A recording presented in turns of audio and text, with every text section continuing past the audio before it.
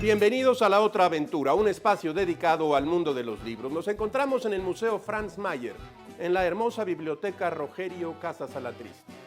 Escribir no es cosa fácil.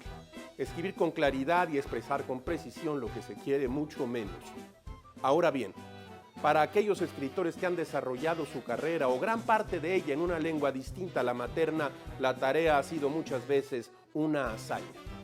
Y en algunos casos ha sido incluso dolorosa. El poeta argentino Juan Gelman dijo: nací en Argentina, la lengua de mi infancia, rodé por muchos países y me establecí en México por deseo.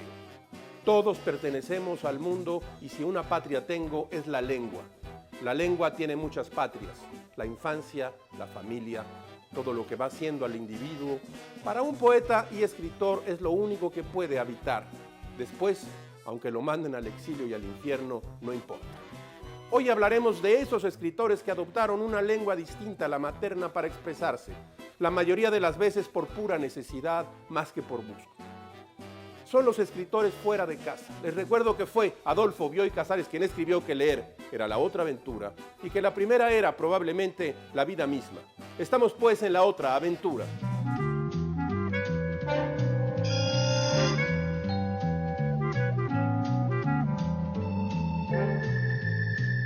Seguramente usted ha oído hablar de Cioran. Nació en Rumania en 1911 y murió en 1995. Escribió en rumano y se convirtió con el tiempo en uno de los grandes prosistas de la lengua francesa. Cioran tuvo una amplia formación en filosofía, se desenvolvía sin problemas en el alemán y en el francés. Incluso tuvo la oportunidad de realizar estudios en Berlín y en París gracias a becas por su desempeño académico. Sin embargo, sus primeros libros fueron publicados en rumano y tuvieron un gran éxito. El primero de ellos, En las cumbres de la desesperación, publicado en el año de 1934. En una entrevista con el periódico El País en el año de 1983, Cioran afirma que un día, cuando solo contaba con 5 años, una tarde de verano, todo lo que lo rodeaba perdió sentido, lo inundó una especie de angustia insoportable. Dice que en ese momento tomó conciencia de la soledad del individuo. No es de extrañar entonces que haya estudiado filosofía. Buscaba las respuestas que desde niño lo habían asaltado. Tampoco es raro que haya simpatizado con los movimientos extremistas que se gestaron durante su juventud y que después causaron tantas desgracias. Después se deslindaría de todo aquello y se centraría solo en la escritura, pero desde París. Ahí se instaló a partir de 1945 y fue en 1949 que publicó su primer libro en francés, Una breve historia de la decadencia, con el cual obtuvo el premio Rivarol en 1950. Quizá una forma de deslindarse de su pasado implicó no solo mudarse a París, sino adoptar el francés como medio de escritura de todos sus demás libros. Sin embargo, afirmaba, el francés ha sido para mí como una camisa de fuerza. Escribir en otra lengua es una experiencia aterradora. Uno tiene que reflexionar acerca de las palabras, acerca de la escritura. Cuando escribía en rumano, lo hacía sin darme cuenta, simplemente escribía, decía Cioran. Les propongo 3 imprescindibles de Cioran: Silogismos de la amargura, Del inconveniente de haber nacido y Breviario de podredumbre. Hay nuevas ediciones en la editorial Taurus. Si usted escucha el nombre Joseph Theodor Konrad Nelec-Koreniowski, seguramente no reconocerá de quién diablos estamos hablando.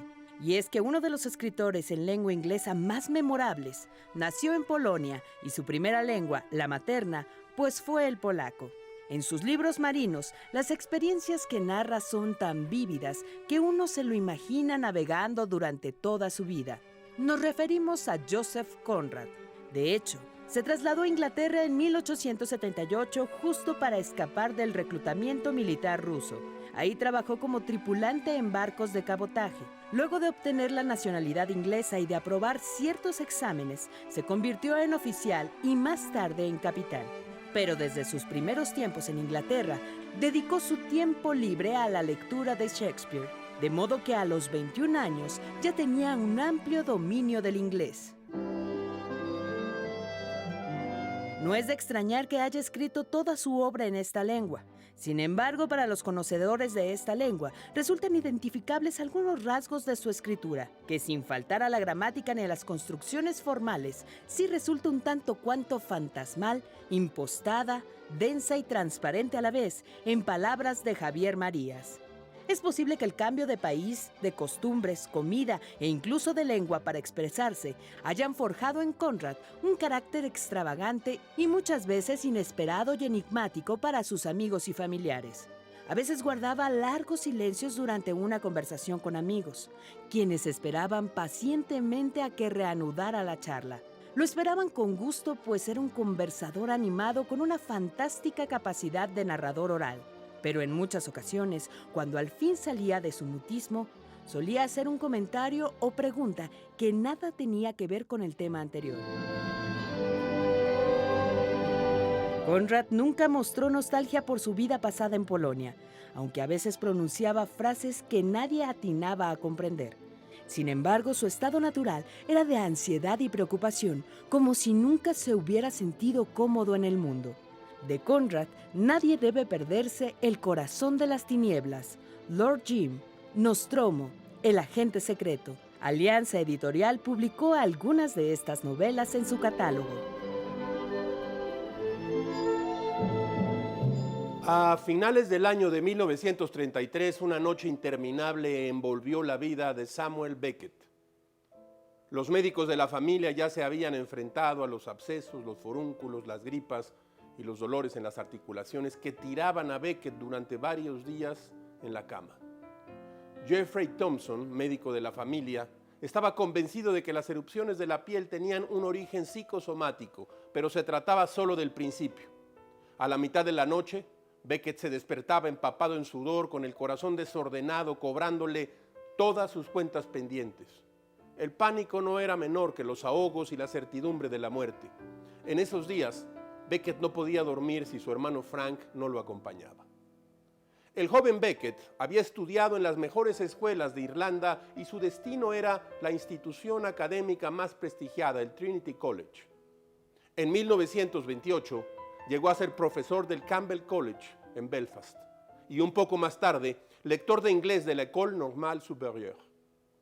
Una noche de ese año funesto de 1934, McGreevy le sugirió a Beckett que se encontraran con T.S. Eliot para pedirle que los invitara a colaborar en su revista The New Criterion. Como la mayor parte de los escritores irlandeses de su generación, Beckett detestaba la poesía de Eliot, así como usted lo oye.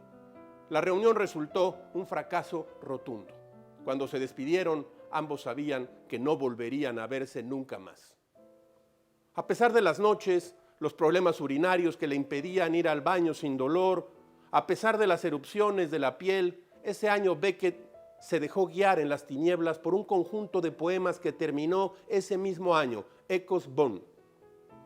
13 poemas más oscuros que la noche, de una erudición inexpugnable en sus referencias secretas y privadas. En ese tiempo, dominado por la necedad de convertirse en un escritor irlandés, Beckett le envió al escritor inglés Labatt Dickinson el manuscrito inconcluso de Murphy. Fue rechazado.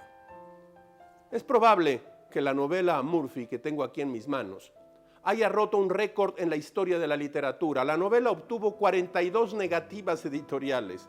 Las respuestas coincidían en que la novela era demasiado oscura. En realidad, el tema principalísimo de la novela era uno solo, monotemático, obsesivo: cómo iluminar la noche en el mundo de la locura. En 1938, Beckett rompió su pacto con todas las formas de la noche que había conocido hasta entonces: Irlanda, el idioma inglés y su madre. Se escapó a París a escribir en francés para siempre. Todo gran éxito literario es siempre inexplicable. En el mapa de ese misterio, el hechizo ocurrió el día en que Beckett se contrató con Éditions de Minuit y se asoció con Roger Blanc. Entonces, el 9 de octubre de 1948, empezó a escribir una obra que terminó en 1949. Usted lo sabe, Esperando a Godot. ¿Qué leer de Beckett? Propongo esto: de su ciclo en inglés, Murphy y Watt; de su ciclo en francés, como ya dijimos, la trilogía, Molois, Malon muere y El innombrable; de teatro, 2 obras, Esperando a Godot y Fin de partida.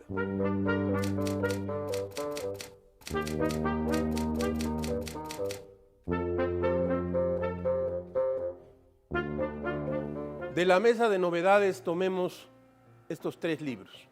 El primero de ellos es una reedición del Fondo de Cultura Económica de un clásico de clásicos, Javier Villaurrutia, Nostalgia de la muerte. Contigo está mi sangre silenciosa, mi sangre ayer fervor, torrente ayer. Sobre tus brazos leales se rebosa, qué asombro el que en los ojos se me posa. A mi nuevo ritmo debe obedecer.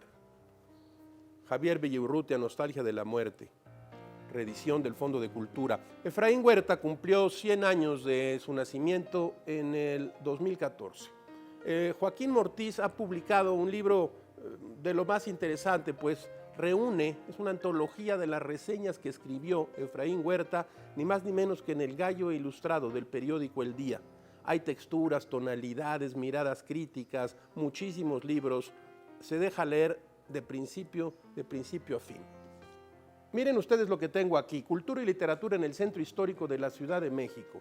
Vean ustedes a los autores de este libro. Primero, Héctor de Mauleón, de El Foco, de Proyecto 40.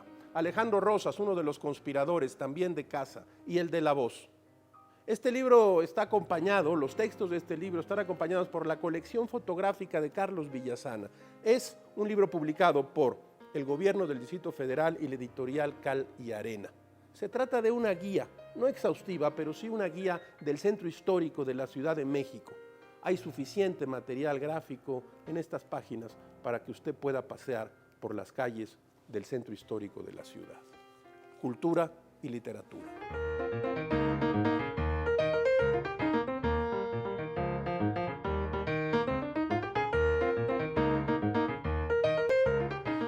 Como todas las semanas, el público encontrará en esta ventana un escenario por el que pasa como ráfagas la felicidad y la desdicha de escribir gajes del oficio, aforismos, frases, máximas.